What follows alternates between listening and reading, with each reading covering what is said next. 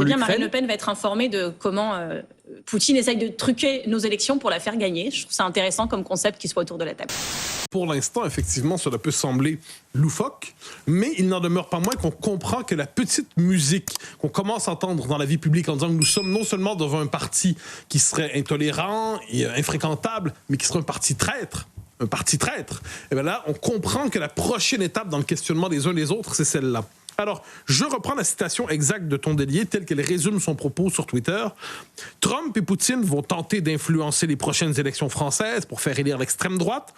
Dans ce contexte, comment peut-on encore considérer que le RN est un parti comme les autres? » Donc, concrètement, qu'est-ce qu'elle veut dire par là? Parce qu'on sait que le système politique français ne traite pas pour l'instant le RN comme un parti comme les autres. Il a beau avoir des scores tout à fait significatifs, des scores impressionnants, on le traite comme un parti paria, comme un parti extérieur au périmètre républicain, pour reprendre la formule de Gérald Darmanin il y a quelques jours.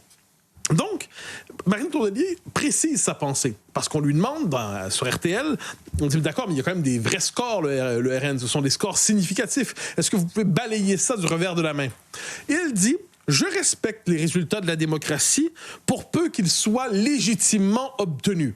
Ce à quoi je faisais référence hier dans cette chronique de Renaud Dély, si je ne me trompe pas, sur France Info, qui disait en fait en 2024, aux européennes, le score du RN avait été gonflé artificiellement, il laissait-il entendre, par l'appui potentiel de l'ingérence russe.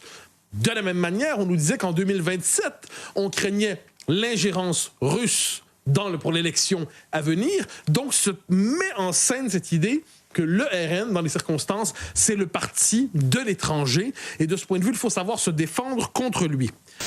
Et puis, ce qu'il faut savoir aussi, c'est que Poutine a vocation à déstabiliser nos démocraties. Il l'a fait en Roumanie. Il a réussi à truquer l'élection et à faire qu'un fantoche à lui les gagne artificiellement, donc elles sont annulées.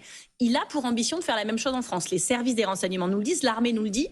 Et le problème, c'est que quand on discute de ça avec Emmanuel Macron entre chefs de parti, le Rassemblement national est à la table, alors que ce sont les principaux bénéficiaires de ces opérations, l'extrême droite quand même. Donc il ne faut pas l'oublier. Justement, demain, les présidents de groupes parlementaires sont reçus à Matignon pour être informés justement par François Bayrou de ces évolutions, ces dernières informations sur l'Ukraine. Marine Le Pen va être informée de comment Poutine essaye de truquer nos élections pour la faire gagner. Je trouve ça intéressant comme concept qu'il soit autour de la table. Mais vous trouvez pas ça normal qu'il soit effectivement représenté comme tous les partis? Je pense qu'il faut les considérer comme tels, c'est-à-dire comme les principaux bénéficiaires en France des entreprises de déstabilisation de Poutine et de Trump sur notre démocratie.